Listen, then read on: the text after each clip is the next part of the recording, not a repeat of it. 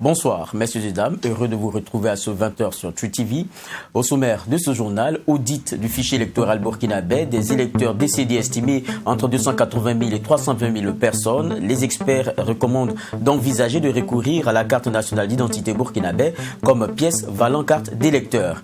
Et puis transport aérien, le Burkina Faso et African Global Development AGD, une société américaine, ont signé une convention de cession dans le but de donner un nouveau souffle à la compagnie aérienne Air Burkina.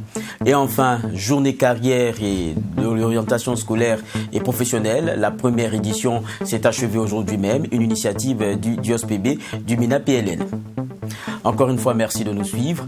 Les différents acteurs prenant part au processus électoral ont assisté à la restitution de l'audit international du fichier électoral au Burkina Faso. Aujourd'hui, mercredi, un fichier électoral constamment amélioré selon le comité ad hoc d'audit. La nature du système de révision entraîne toutefois des faiblesses majeures, dont l'accumulation non maîtrisée des électeurs décédés, estimée dans le fichier électoral entre 280 000 et 320 000 personnes. Maxime Jean-Eudes de Bambara pour plus de détails.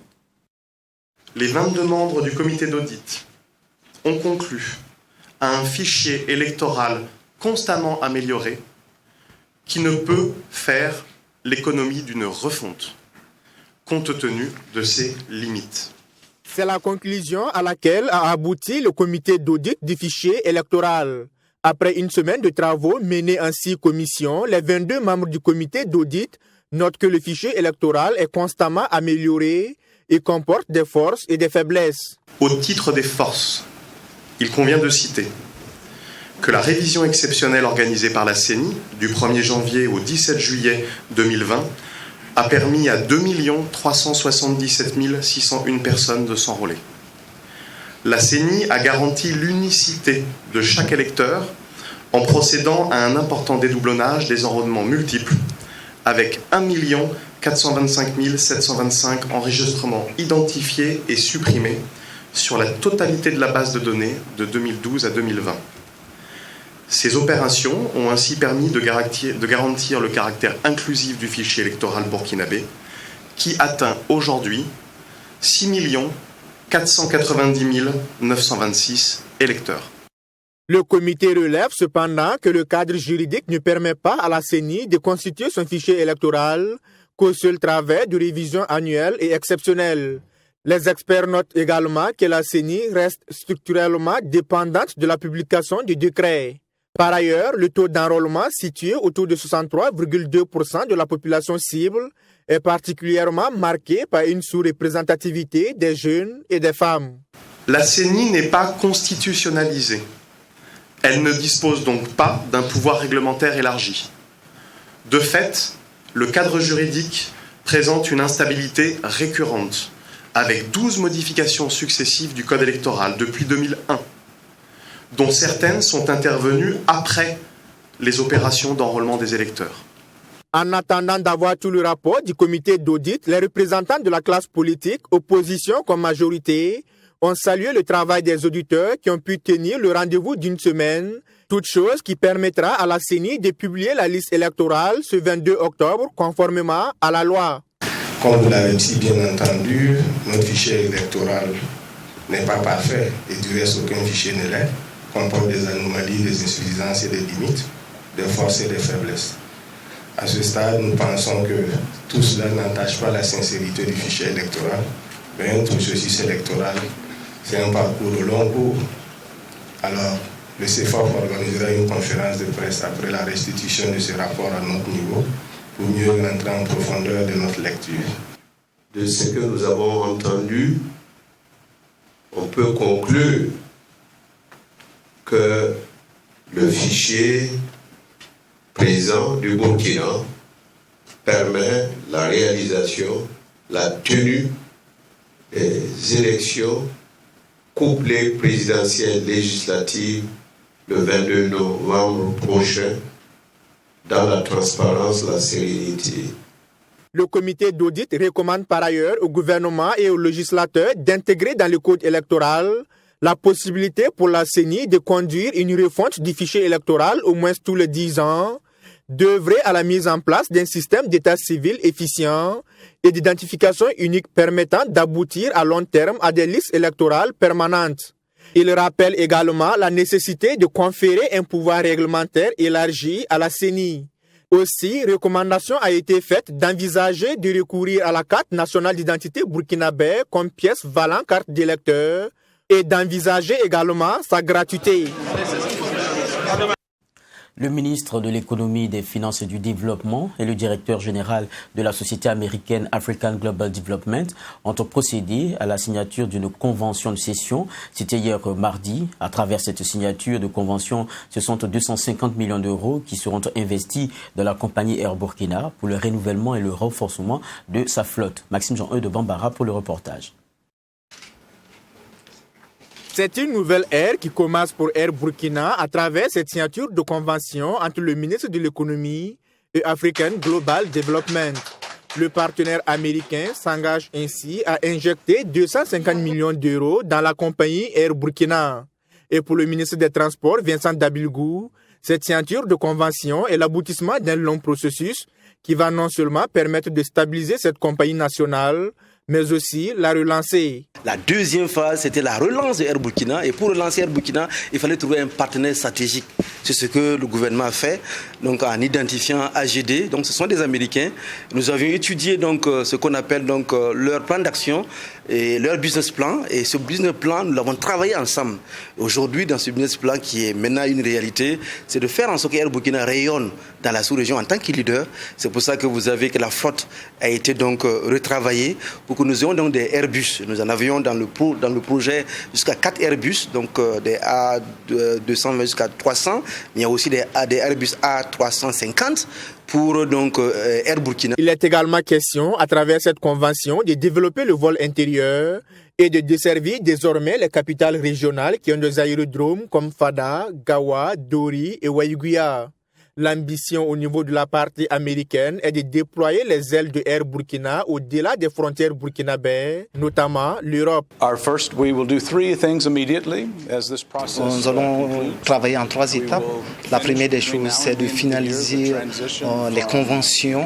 Et la deuxième des choses, c'est de faire la mise à niveau de Air Burkina en envoyant des Airbus pour remplacer les avions que nous avions sur place.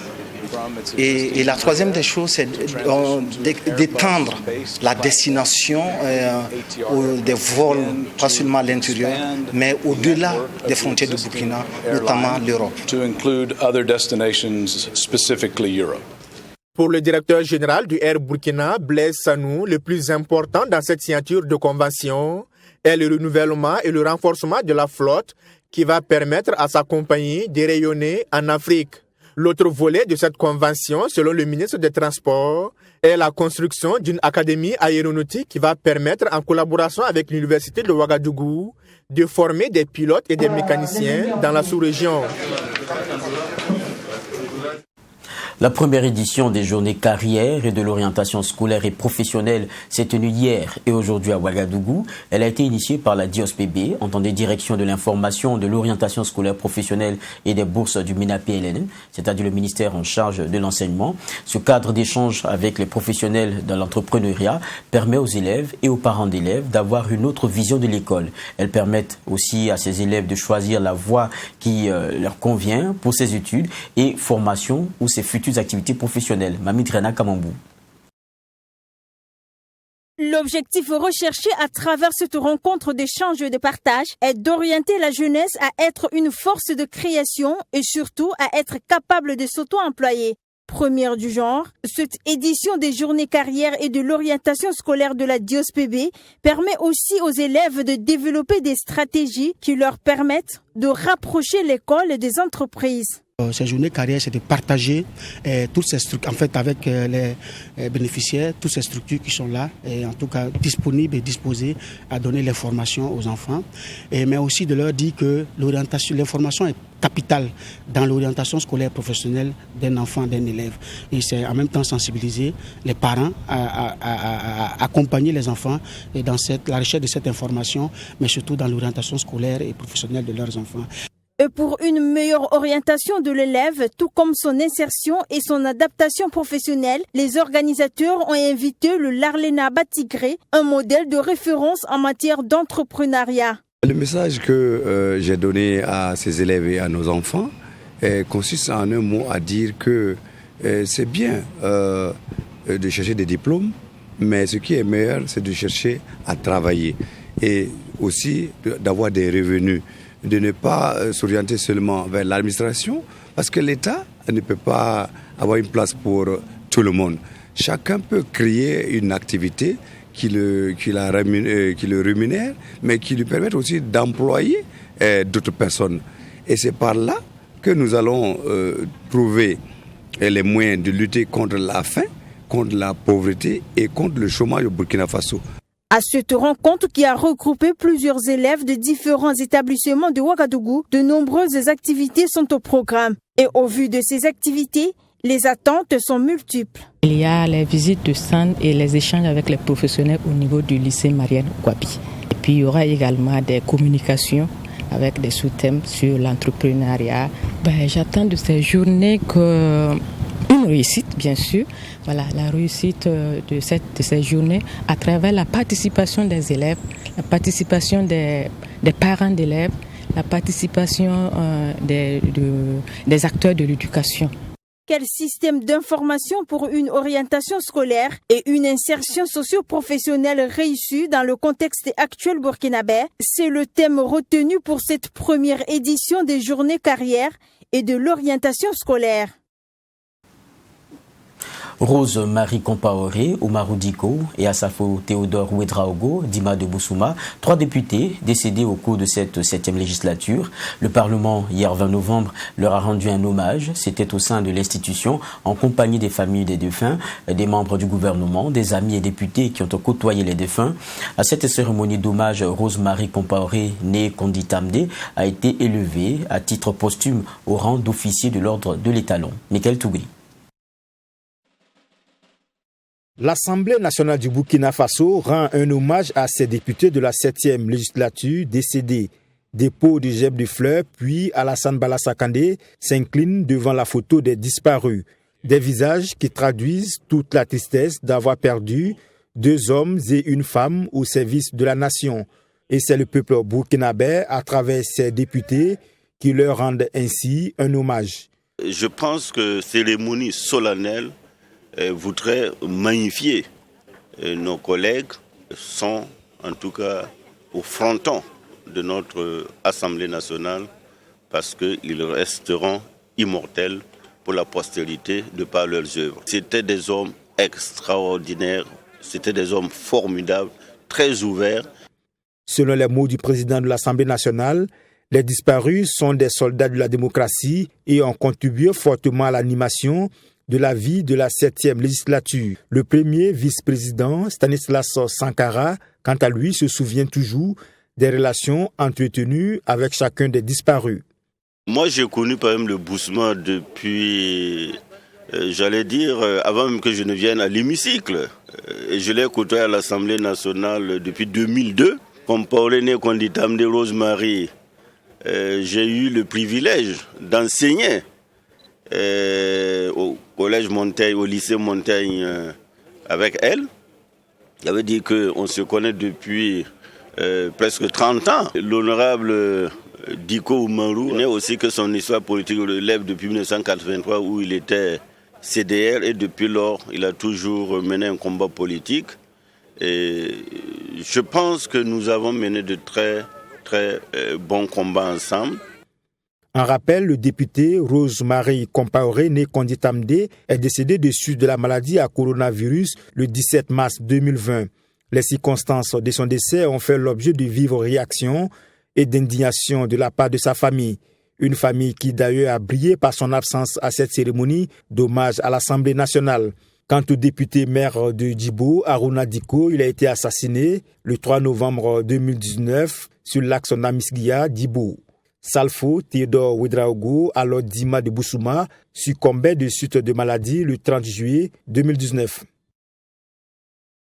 L'annuaire statistique et le tableau de bord 2019 du ministère du Développement de l'économie numérique et des postes a été validé le vendredi 16 octobre dernier au cours d'un atelier. L'annuaire comporte des statistiques sur les actions et services dans le domaine de l'économie numérique et des postes. Il va permettre donc de guider les actions des autorités et aussi des investisseurs dans ce domaine. Abdoul Remnieni. L'annuaire statistique et le tableau de bord 2019 du ministère de l'économie numérique et des postes est un récapitulatif des informations dans le domaine des postes et des télécommunications de 2010 à 2019.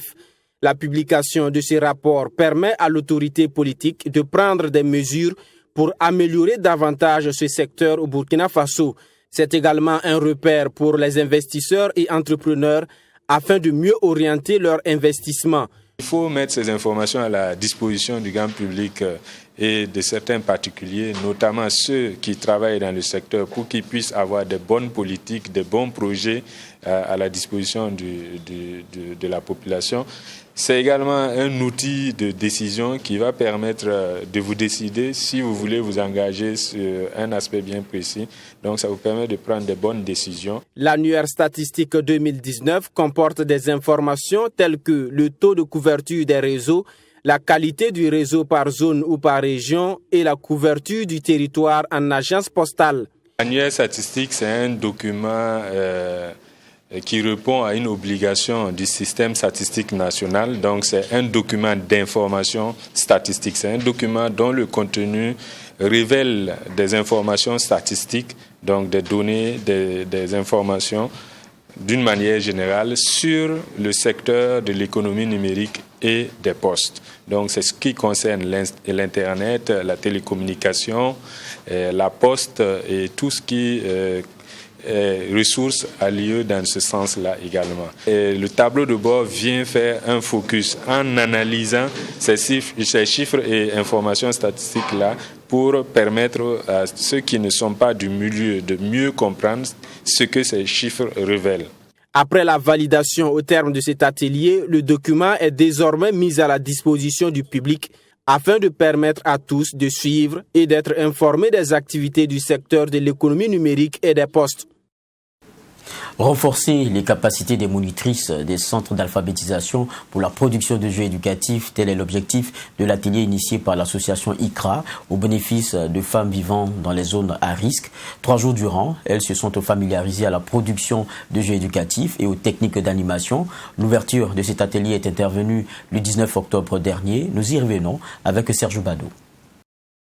La formation des participantes sur les techniques de production des jeux éducatifs et le renforcement de capacités des monitrices vise à capitaliser les acquis du projet Semer la graine de la paix en termes de renforcement de la résilience des femmes face aux défis sécuritaires et leur contribution pour la paix durable au Burkina Faso. Le présent atelier s'inscrit dans la logique du déroulement d'un paquet de formations visant à renforcer les capacités des bénéficiaires à se prendre en charge dans plusieurs domaines de la vie. La question d'éducation des enfants est primordiale dans le processus de développement des communautés et cela s'inscrit dans le 3e pilier de l'approche que nous développons dans le cadre de l'exécution de ce projet. Pour les participantes, cet atelier permettra, en plus de renforcer les capacités d'outils, en retour les autres femmes restées sur place. C'est grâce à cette formation encore, qui vient ajouter d'autres que ICRA nous avait données, et nous allons pouvoir encore renforcer nos enseignements, une fois de retour avec les femmes là. Les jeux éducatifs que nous allons pouvoir peut-être produire ici vont nous permettre d'aller aussi enseigner ces jeux-là à ces femmes qui sont restées là-bas, pour qu'elles puissent améliorer l'éducation de leurs enfants. L'ambassade des États-Unis, principal bailleur de fonds de l'association ICRA, se dit déterminée à accompagner l'association dans cet élan. Notons que cet atelier se terminera par un forum sur le projet Semer la graine de la paix. Les participantes au nombre de 23 sont venues de Djibo, Titao et de Djibasso. Les rideaux sont tombés sur la 17e édition de la Semaine nationale de la citoyenneté Sénac en abrégé. C'était le vendredi 16 octobre dernier. Une édition qui s'est pour la première fois tenue dans la ville de Bobo-Dioulasso. Et la thématique centrale a été le rôle et la responsabilité des différents acteurs pour des élections apaisées dans un contexte de défis sécuritaires et sanitaires. Joseph Koudou. Ouvert le lundi 12 octobre, la 17e édition de la Semaine nationale de la citoyenneté Sénac a fermé ses portes ce 16 octobre 2020 avec un grand satisfecit de la ministre en charge de la promotion civique, Maminata Ouattara, représentant le président du Faso Roch-Marc Christian Kaboré. Et vous avez vu non seulement le lancement à drainer du monde, également les différentes activités qui ont été organisées dans les établissements scolaires, les universités, les forats au niveau des arrondissements de Bobo-Dioulasso, les caravanes au niveau des marchés et des gares routières ont également drainé du monde. Cela dénote de l'intérêt que la population accorde au message que le ministère des Droits humains et de la promotion civique tient en tout cas à faire passer à travers la Semaine nationale de la citoyenneté, surtout au regard du thème qui a été retenu cette année relativement à la tenue des élections apaisées et acceptées par tous. Une cérémonie de clôture marquée par la remise des prix aux lauréats des compétitions de slam, de poésie et de sketch sur le thème « Jeunesse et participation électorale ». Quelle stratégie pour une participation active et pacifique aux élections au Burkina Faso? Le prix du meilleur engagement citoyen édition 2020, composé d'un trophée et d'un chèque de 1 million de francs CFA, est revenu au promoteur du festival, Nyangoloko en fait, Kassoum David Kone. C'est un sentiment de fierté, de reconnaissance même surtout aux organisateurs qui ont bien voulu distinguer l'expérience que nous avons initiée depuis 2016. Cette expérience était d'arriver à concilier les gens par un chemin. C'est-à-dire qu'on avait le choix. Vous savez qu'au niveau de la politique, on peut pas. Il y a des partisans, ça divise. Au niveau de la religion, moi je suis un religieux aussi, il faut que je vous le dise. Des gens peuvent prendre, des gens ne peuvent pas, mais il y a une seule chose qui unit les gens, c'est la culture. Nous disons qu'à partir de la recherche de la cohésion sociale et du vivre ensemble, paisible et harmonieux, nous sommes arrivés à atteindre nos objectifs en passant par la culture. Cette semaine de la citoyenneté, faut-il le rappeler, a été initiée en 2004 et institutionnalisée en 2017. Et cette édition tenue dans la ville de Sia qui marque le début de la célébration tournante de la Semaine nationale de la citoyenneté. Le Burkina Faso toujours a commémoré la journée internationale de la femme rurale le jeudi 15 octobre dernier. La cérémonie officielle s'est déroulée à Banfoura en présence de Laurent Silboudo Marchal, ministre en charge de la femme. Une commémoration qui a permis de questionner les stratégies de résilience des femmes rurales dans un contexte d'insécurité, de changement climatique et de Covid-19. Joseph Koudou. Quelle stratégie de résilience des femmes rurales dans un contexte d'insécurité, changement climatique et Covid-19? C'est sous ce thème que le Burkina Faso a commémoré la 23e journée internationale de la femme rurale à Banfoura. Une cérémonie marquée par la présence effective du ministre de la Femme, de la Solidarité nationale, de la Famille et de l'Action humanitaire. Aujourd'hui, c'est comme une journée de bilan, une journée où on doit festoyer, mais dans le bon côté, ça veut dire on se retrouve en toute convivialité, on regarde les acquis, on voit ce qui s'est passé et ce qui n'a pas marché, qu'est-ce que nous pouvons faire pour aller de l'avant. Je vous dis tout à l'heure que nous n'avons pas fait que cette journée, depuis 3 jours, nous sommes sur Banfoura, nous avons discuté avec avec ces femmes pour adapter l'accompagnement. Nous voyons que c'est un bon accompagnement, mais il faut encore mettre un accent vu le contexte. Nous avons vu un potentiel et comme nous sommes un secteur transversal, nous allons faire le plaidoyer avec les autres secteurs transversaux tels que l'agriculture, les ressources humaines, l'économie verte pour voir comment ils peuvent budgétiser. Ils le font un budget sensible aux gens mais encore plus accru parce qu'il y a une nécessité. Une célébration saluée par les productrices de la région des Cascades. Nous, cette célébration nous a fait beaucoup de remarques, quoi. Et puis on a eu beaucoup d'idées, parce qu'on a échangé avec elle hier sur comment faire pour pouvoir avoir quelque chose pour nous aider. Surtout ce que nous sommes en train de faire, on n'a pas le matériel au complet. Voilà, donc il nous a dit comment faire pour pouvoir acquérir ces matériels-là. Ça nous a beaucoup plu. Donc il nous a donné des idées aussi. Comment faire pour faire le plaidoyer. C'est comme elle nous a renforcé hier. Voilà, donc voilà pourquoi moi j'ai eu le courage. J'ai dit, bon, comme elle a dit comme ça, quelqu'un va venir vous exposer comment faire pour avoir quelque chose. Donc ce que vous êtes en train de produire, il faut envoyer et puis le montrer. Il va savoir que ce qu'elle est en train de dire là, vraiment, on est en train de faire de ce travail-là. Cette 23e journée internationale de la femme rurale, faut-il le rappeler, tire ses origines de la 4e conférence internationale des femmes tenue à Beijing en 1995. Près d'une centaine d'auditeurs du 9-12 de Watt FM, composés d'hommes et de femmes, étaient présents dimanche dernier, 18 octobre, dans les locaux de True TV et Watt FM. Le but, une sortie détente en direction de Tintoulou, une localité située à une vingtaine de kilomètres de Ouagadougou. Une sortie initiée par l'animateur du 9-12 lui-même, Daouda Sané, un cadre d'échange avec les auditeurs. Raketa Bilgo. Il est 8h10 quand les premiers passagers embarquent à bord de ce bus en direction de Tintoulou, destination choisie par l'émission Le 9-12 de la radio Watt FM et ses auditeurs pour une sortie détente. Et pendant le trajet, pas le temps de s'ennuyer. Chants et blagues entre compagnons de voyage. L'ambiance était bon enfant. 30 minutes après, nous voici à l'Oasis Saint-Michel de Tintoulou. Après les mots de bienvenue et la présentation de tous les participants à l'aventure, place au divertissement. Mais avant, il faut prendre des forces.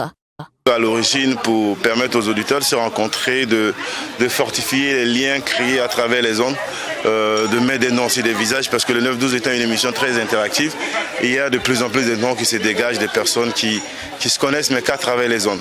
Alors rencontrer les auditeurs, permettre aux auditeurs de se rencontrer dans des cadres qui méritent qu'on fasse le tour, parce que c'est aussi une manière pour nous de faire un peu de tourisme, d'amener les gens à découvrir certains endroits, pas forcément loin de Ouagadougou, mais qui méritent qu'on prête attention. Donc l'idée c'est ça, permettre cette convivialité-là, à travers laquelle des liens peuvent naître, et puis surtout partager la passion commune qu'on a pour la radio.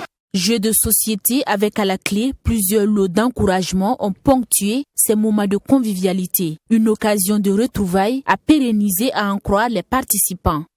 C'est avec un réel plaisir qu'on participe à cette énième sortie. Parce que franchement dit, ça crée des liens, ça crée une famille. Et franchement dit, on est vraiment heureux de partager ces moments-là avec nos camarades venus de différents lieux de Ouagadougou.